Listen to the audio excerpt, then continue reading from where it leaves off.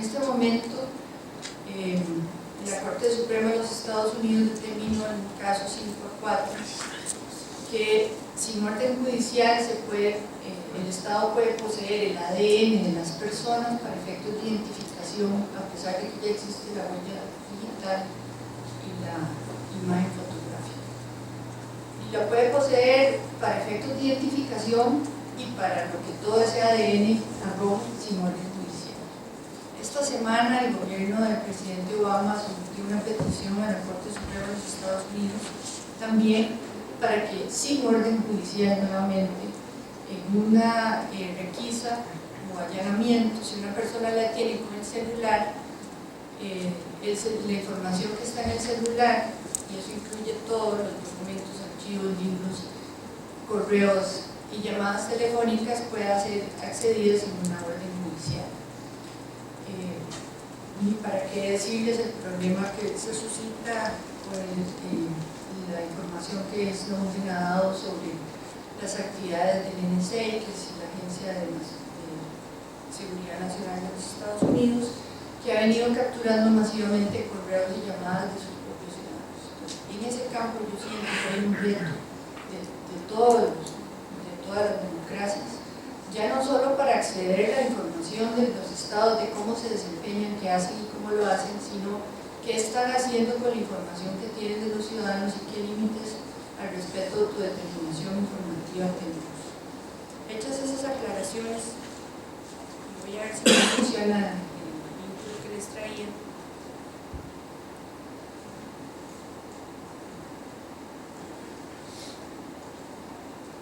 Lo voy a dejar para el final. Paso a analizar, digamos, los 14 principios que yo considero más relevantes de la jurisprudencia constitucional, porque como aclaré, no me alcanzan los 20 minutos para hacer un desarrollo completo de esa jurisprudencia, y vienen otros talleres que van a hablar de esos temas específicamente. El marco jurídico en el que me voy a basar para extraer estos 14 principios es obviamente la Constitución Política, sus artículos 27 y 30,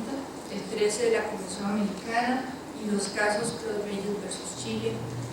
López Álvarez versus Honduras, Guerrero versus Costa Rica principalmente, y las sentencias de la Sala Constitucional 136-2003, 2120 del 2003, que les serán dadas con esta presentación. También en el caso que utilice algún otro caso específicamente será citado, pero digamos el marco general de la presentación para esos 14 principios sería ese. Comienzo por decir que de acuerdo a este marco, en nuestro país el derecho de acceso a la información es un derecho humano inalienable e indispensable, según lo ha declarado la propia Sala Constitucional en el voto 3074 del 2002. También la Corte Suprema de los Estados Unidos, en el caso McBurney versus Young, ha declarado que es un derecho humano fundamental, pero no es así en todos los países del mundo, porque por ejemplo en Canadá se considera que solo es un instrumento para el ejercicio de la libertad de expresión, pero no un derecho por el recibimiento, que está regulado en el artículo 27,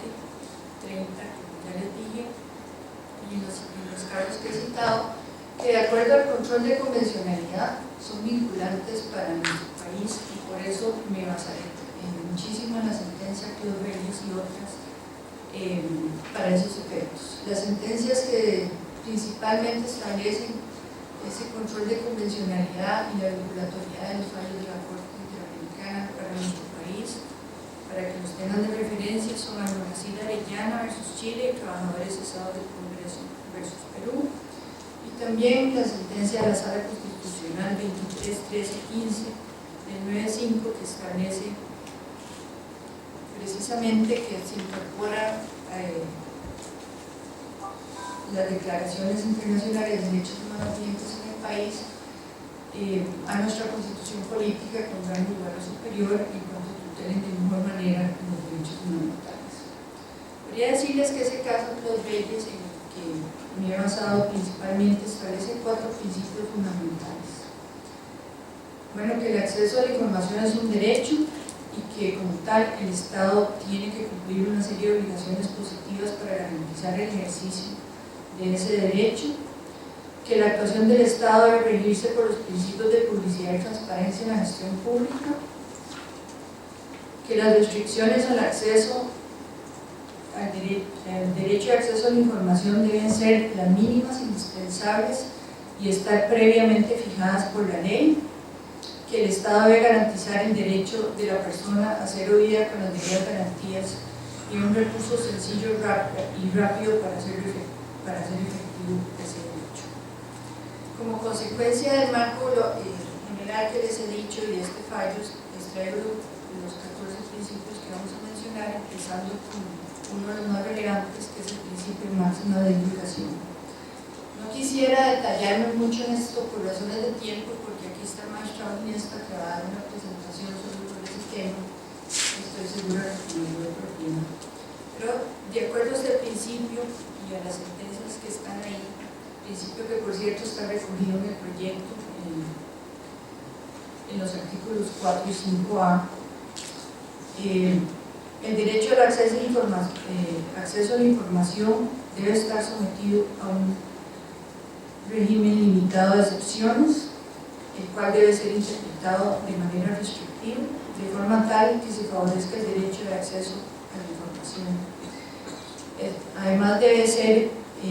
conducente para alcanzar ese logro, ser proporcional al interés que se justifica, interferir en la menor medida posible en el ejercicio efectivo del derecho. Específicamente también con respecto a este principio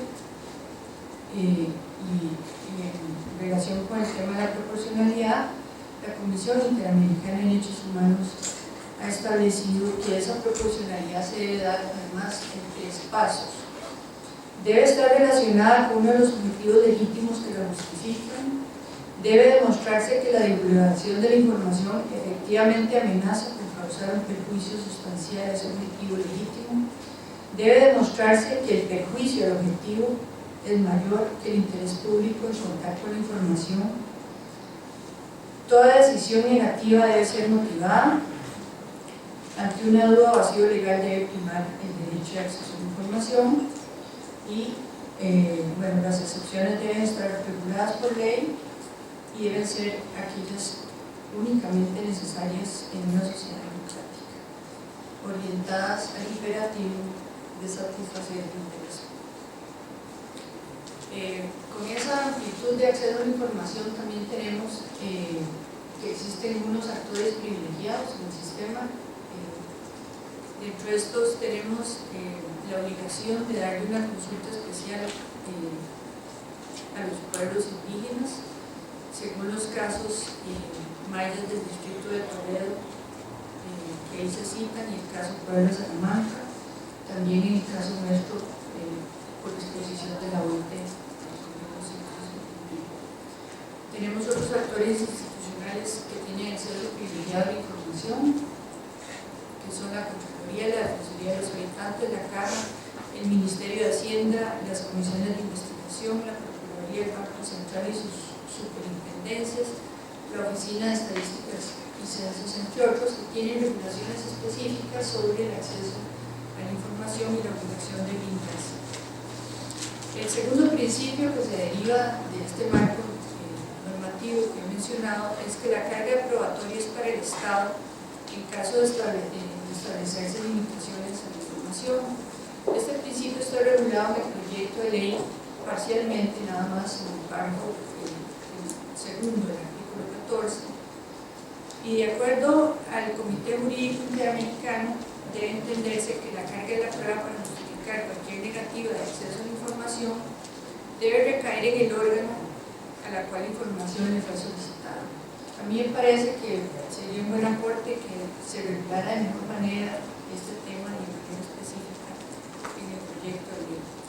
El tercer principio se refiere a la preeminencia del derecho de acceso a la información en caso de conflicto o falta de regulación, según los votos de la Sala Constitucional ahí citados, y que me parece que está ausente de la regulación del proyecto de ley y que podría incluirse dentro de los principios que establece el artículo 5 del proyecto de ley que ha sometido a la Comisión. El cuarto principio sería el que ya mencioné al inicio, de que toda persona en nuestro país es titular del derecho de acceso a la información, según la jurisprudencia ya citada. Al respecto, la Sala ha dicho: el sujeto activo del derecho consagrado en el artículo 30 lo es toda persona o todo administrado, por lo que el propósito del constituyente fue reducir a su mínima expresión el secreto administrativo y ampliar la transparencia y publicidad administrativa. Este principio está correctamente regulado en el artículo 8 del proyecto de ley. El quinto principio sería la obligación de responder de manera oportuna, completa y de manera accesible. La Sala Constitucional ha hecho un desarrollo tremendo del derecho a petición y lo que puedo aportar en estos breves minutos son los casos que les cito, donde además exige que obviamente que esa petición sea clara y la información sea precisa en un tiempo oportuno, que en nuestro caso es de 10 días, de acuerdo al artículo 32 de la Ley de la Constitución Constitucional, y un proyecto de ley nuevo que existe al respecto. Sí me parece que la Sala Constitucional ha dicho que hay que indicarle la fecha de posible respuesta al ciudadano cuando se va a exceder ese plazo, que se tiene que fundamentar en las razones por las cuales la complejidad de la información requiere que se exceda ese plazo, y esos temas sí que no están regulados en el proyecto de ley y tendrían que ser precisados. El sexto principio de acceso a la justicia se refiere a la posibilidad de contar con un recurso judicial idóneo y efectivo para la negativa de entrega de información. No está incluido en el proyecto específicamente el tema del recurso de amparo, y de los recursos ante el propio órgano que venga de información. Me parece que debe incluirse en el artículo 17, de acuerdo a la jurisprudencia del caso 929 del 99. Ese recurso, de acuerdo a la jurisprudencia, debe ser sencillo, de fácil acceso a todas las personas, que solo exige el cumplimiento de requisitos básicos como la identificación razonable de la información solicitada y los datos requeridos para que la administración pueda entregarle la información al interesado. También se estableció en la sentencia 2005-774 que debe ser informal y que eso incluye las siguientes características: debe ser gratuito, de bajo costo, que no desaliente las solicitudes de información, debe establecer plazos cortos pero razonables para que las autoridades suministren la información requerida, permitir que las solicitudes se hagan en forma oral en los casos en que no pueda realizarse por escrito, por ejemplo, no conocer la lengua, no saber escribir, o en situaciones de extrema urgencia, tema que sí regula el proyecto en este último caso.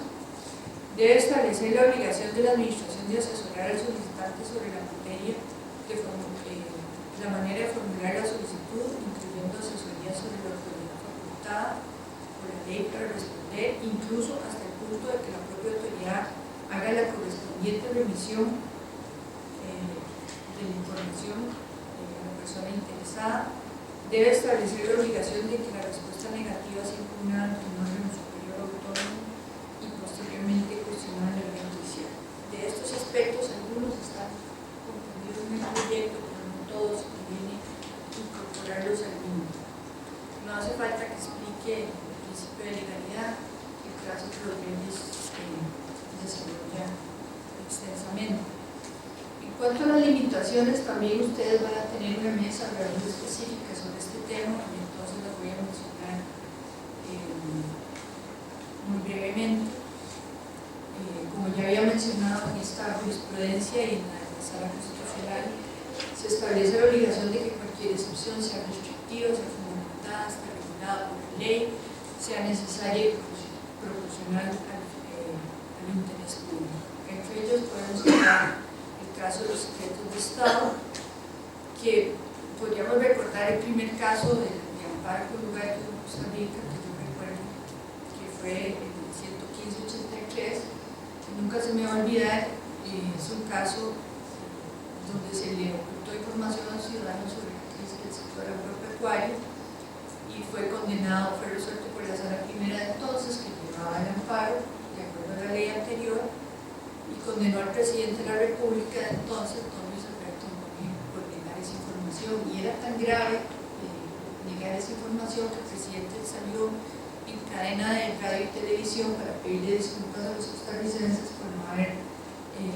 sido transparentes sobre ese tema.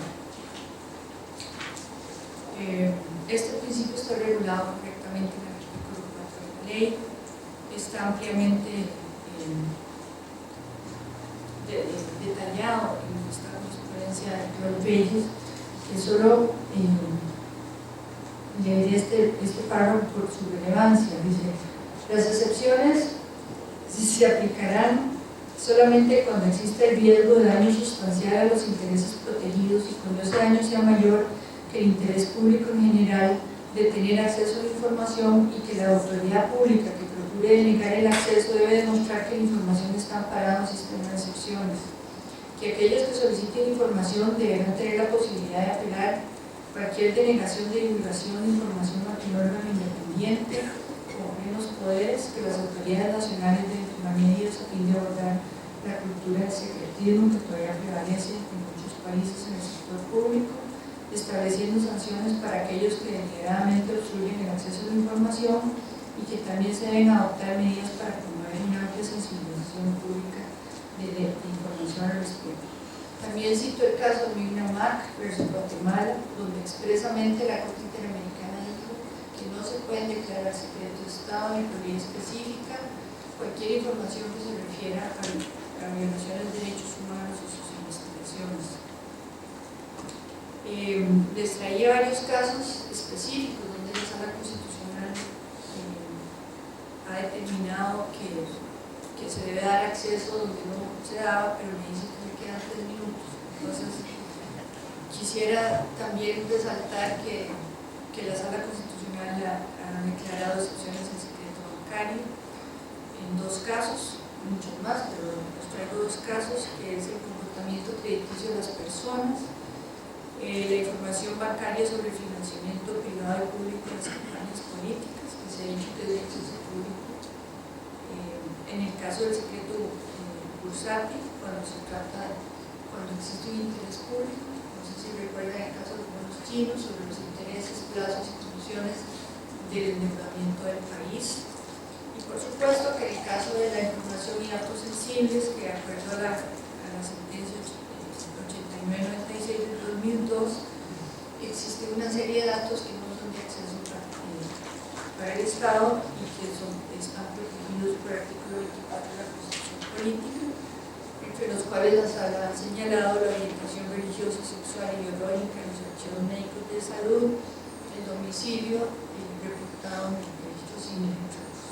Este tema me parece que debe ser muy ampliamente regulado en este proyecto de ley, que no especifica nada más que el principio, que no detalla ni regula ese tema. Igualmente, la Sala Constitucional ha señalado restricciones para acceso a información penal, archivos policiales, investigaciones penales en curso. Y para determinar en qué casos estamos frente a un dato sensible o no, ha dictado el principio de que es la naturaleza de la información la que determina el grado de protección.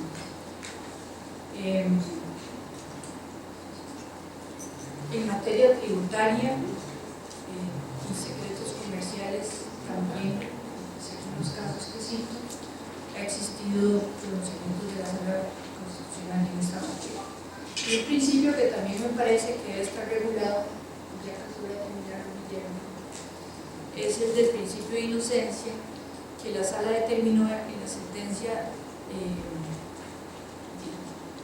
1790-04, que este era un parámetro que había que respetar con respecto al acceso a la información y que no está regulado en el proyecto.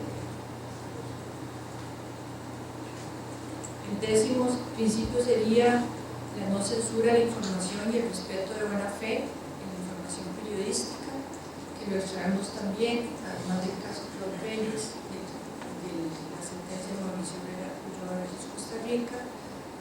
y en la sentencia 7548-2008, que establece el derecho a establecer secreto sobre las fuentes de la información periodística. El 11º principio es la interdependencia del derecho a la información con otros derechos, y el de gratuidad, hoy volamos por razones de tiempo, según el cual los costos de acceso a información de interés público deben ser gratuitos, salvo que se requiera su reproducción. Yo sí quisiera pedir que en este proyecto se establezca una precisión, y es que no se especifica que la institución requerida, a pesar de ese acceso y esa gratuidad, no está obligada a procesar, analizar, comparar o recopilar los datos. Con frecuencia, para los que manejamos oficinas de prensa del Estado, donde se tramitan las solicitudes de información, la prensa quiere que nosotros le demos la información procesada, analizada, recopilada, bajo el costo de la administración. Y a mí me parece que una cosa es el acceso a la información y otra cosa es que el Estado tenga que asumir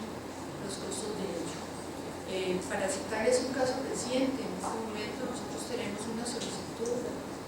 de acceder de todos los candidatos a diputados, todos los archivos penales del país de casos pendientes en este momento, no los archivos policiales ni los registros policiales, sino los casos en curso, y eso implicaría que si son 22 partidos políticos inscritos a nivel nacional con posibilidad cada uno de proponer 57 postulantes en 99 despachos penales, eso significaría un trabajo que no existe capacidad humana, digamos, por lo menos del Poder Judicial, para procesar en horas, persona y costos. Y si a eso le añadimos las violencias domésticas, divorcios y juicios de paternidad que más adelante pueden pedir, yo considero que ya sería un abuso del derecho pretender que eso sea así. Termino con los últimos dos principios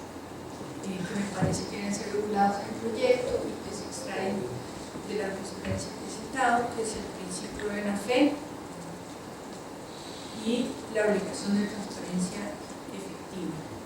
Esta presentación les queda a ustedes para que lo puedan detallar, ya que yo no voy a hacer regulaciones de tiempo.